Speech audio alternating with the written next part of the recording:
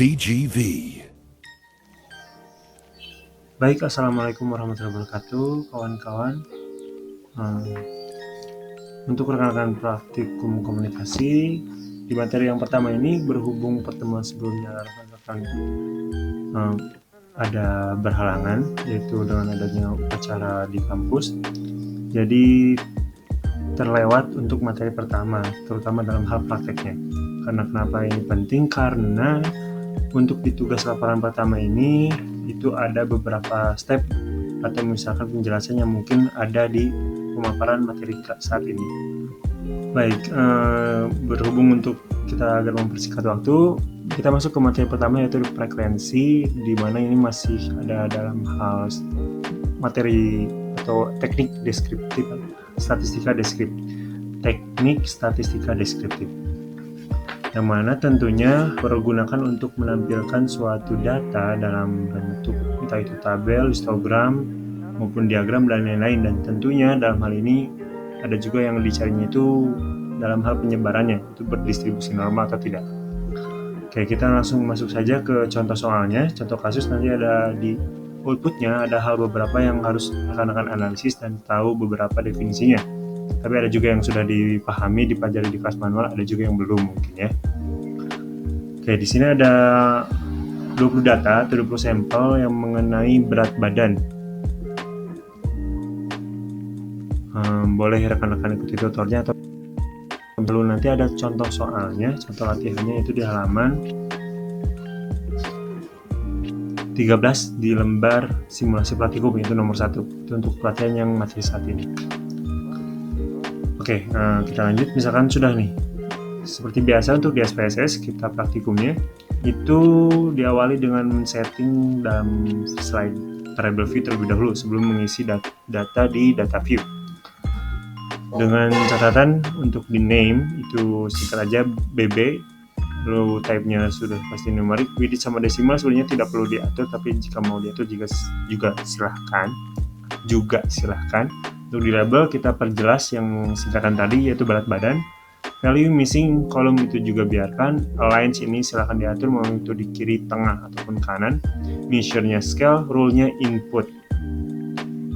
Nah, baru kita isi data yang sudah ada atau ikuti data yang sudah ada di modul halaman 7. Jika sudah, kita langsung masuk ke step by step-nya. Pertama itu ke analyze, lalu ke deskriptif statistik, lalu ke frekuensi sesuai materi sekarang. Nah, di sini nanti ada beberapa option, kita step by step. Sesuai yang ada di modul di halaman 8 itu ada step by step-nya berupa teks dan gambarnya. Untuk si berat badan ini kita pindahkan dari kolom kiri ke kolom kanan. Lalu kita setting dulu statistiknya sesuai yang ada di gambar. Itu di percentile value itu kuartil saja. Untuk dispersion-nya itu semua terkecuali S.I mean. Lalu di central tendency itu semuanya. Nah, ini mean, median, modus dan sum sudah pasti tahu ya karena di kelas manual juga sudah dibahas.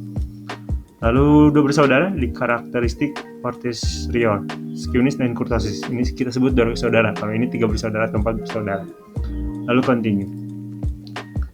Lanjut ke chartnya, kita setting juga itu hanya mencentang histogram dan centang kolom kotaknya. Continue, udah continue kita.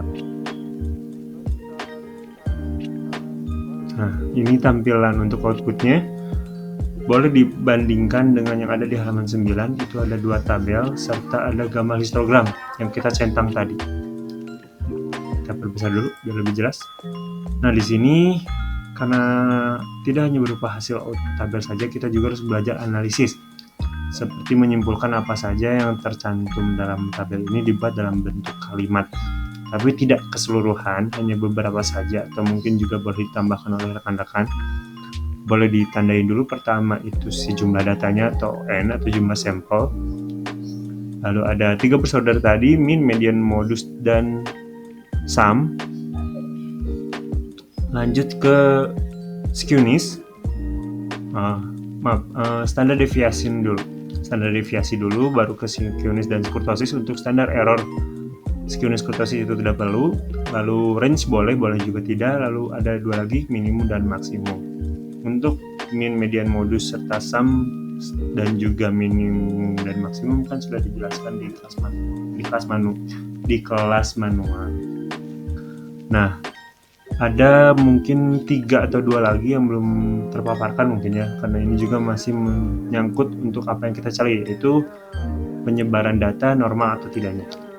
Itu standar deviasi dan kurtosis serta skewness. Ini untuk definisinya dari ketiga itu.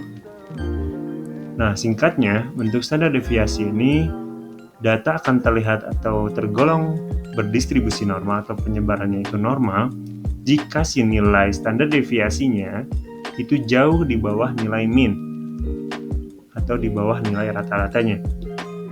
Jadi kalau semakin besar si standar deviasi atau semakin mendekati mean, itu menunjukkan bahwa penyebaran data dari pengolahan kita itu semakin tidak normal, atau bahkan jika sampai ke sama dengan mean atau bahkan melebihi, itu sudah pasti tidak normal. Jadi yang kita targetkan adalah si standar deviasi ini harus jauh di bawah nilai mean. Ini sudah terlihat bahwa nilai mean-nya itu 55 dan standar deviasinya itu 7,630, dan catatan untuk di SPSS ini titik adalah koma adalah titik. Jadi kebalikannya, karena ini settingan dari luar negeri, jadi ada kebalikan seperti itu untuk mendefinisikannya di Indonesia tentunya. Lalu untuk dua bersaudara kita sebut aja seperti itu, ini skewness dan kurtosis. Tadi itu ada ditampilkan definisinya. Singkatnya, ini juga sama menunjukkan bahwa si data itu berdistribusi normal atau tidak, kan tetapi dengan cara melihat nilainya. Untuk skewness dan kurtosis terlihat normal atau menunjukkan data berdistribusi normal, itu harus berada nilainya dalam range -2 sampai +2.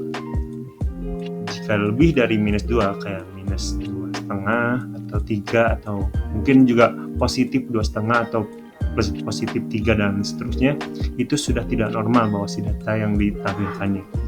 Karena berhubung di sini kita lihat dulu di skewness 0,965 dan untuk kurtosisnya itu 0,746. Kenapa tidak ada angka di depan koma atau di depan titik? Itu di SPSS dinyatakan bahwa itu ada angka 0.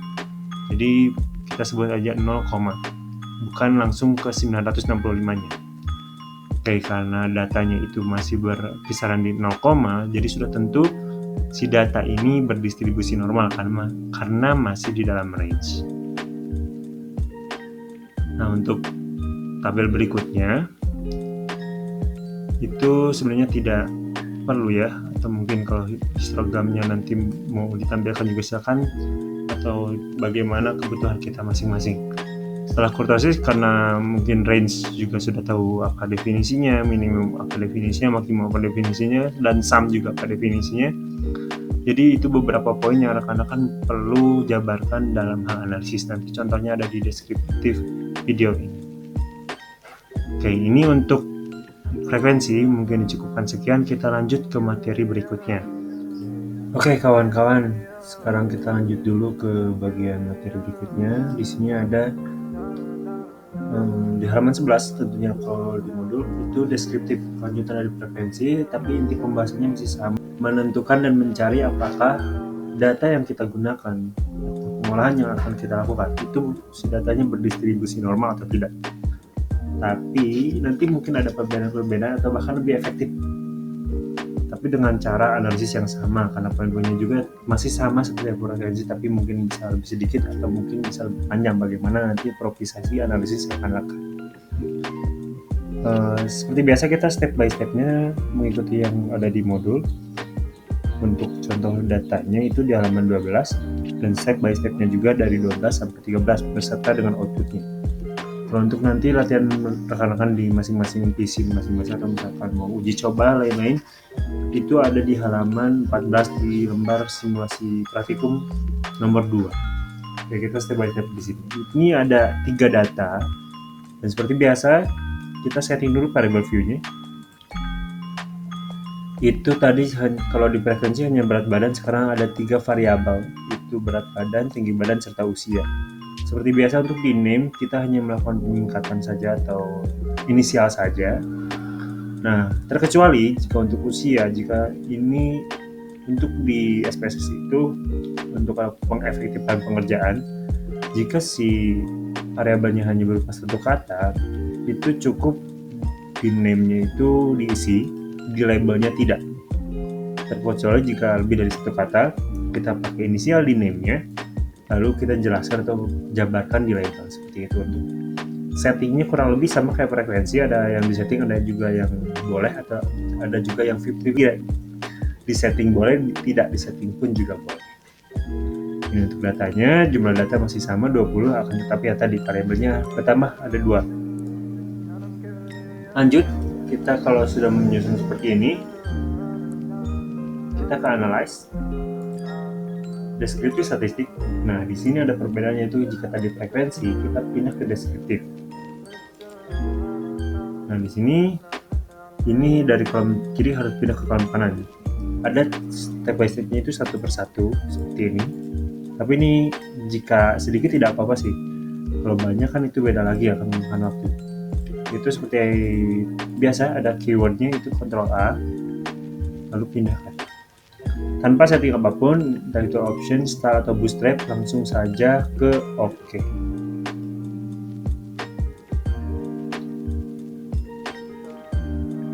Nah, seperti ini, data yang muncul itu sesuai dengan apa yang ada di halaman 13 paling atas di modul. Seperti frekuensi, ada beberapa poin yang sama seperti minimum, maksimum, min, dan standar deviasi, tapi tidak ada skewness, kurtosis, sum, median, dan modus. Hanya 4 saja yang dijabarkan atau 5 dengan jumlah datanya. Nah, untuk teknik analisisnya kurang lebih sama, penjabarannya seperti frekuensi, tetapi tadi poin yang dijabarkan itu sedikit. Tapi jika rekan-rekan ingin memperbanyak, itu sebenarnya bisa saja. Kita kembali ke analyze, deskriptif. Nah, di option, ini ada opsi untuk rekan-rekan, poin apa saja yang mau rekan-rekan tampilkan. Kalau misalkan sesuai kayak step by step yang tadi, mungkin tanpa men-setting ulang option, atau tentang apa-apa yang mau rekan-rekan tampilkan. Itu tergantung kebutuhan rekan, tapi jika step by step-nya sama kayak modul, kayak tadi, setelah memindahkan variabel dari kolom kiri ke kanan, langsung aja klik OK. Nah, maka hanya 5 poin penjabaran ini saja yang akan muncul. Penjelasannya juga masih sama. Kalau minimum kan menunjukkan data terkecil dari setiap variabel, maksimum data terbesar dari setiap variabel, min itu data rata-rata dari setiap variabel, dan standar deviasi berarti hanya standar deviasi yang menunjukkan bahwa si data ini normal atau tidak. Karena yang 3 sebelumnya itu hanya menunjukkan data tertinggi, data terendah, dan data rata-ratanya. Tetapi yang berbeda, jika tadi hanya berat badan, kita harus membahasnya satu persatu, yaitu misalkan berat badan, data tertingginya berapa, data terendahnya berapa, rata-ratanya berapa, data standar deviasinya berapa, dan tergolong normal atau tidak. Sudah pasti tiga-tiganya ini tergolong normal dari standar deviasi, karena tadi penjelasannya di bawah dan sangat jauh dari nilai min. Boleh dibandingkan anak-anak. Oke. Mungkin untuk deskriptif dan materi untuk pertemuan modul 2 ini, standar statistika deskriptif pertama itu dicukupkan sekian. Boleh rekan-rekan pelajari, pahami, boleh rekan-rekan coba dengan beberapa simulasi lembar praktikum yang ada di modul, ataupun mencari data atau mendapatkan data yang lain dengan step by step yang sama, itu juga boleh. Dan harap dipelajari, mungkin di nanti laporan mingguannya akan ada analisis dengan gaya seperti deskriptif, entah itu deskriptif ataupun frekuensi.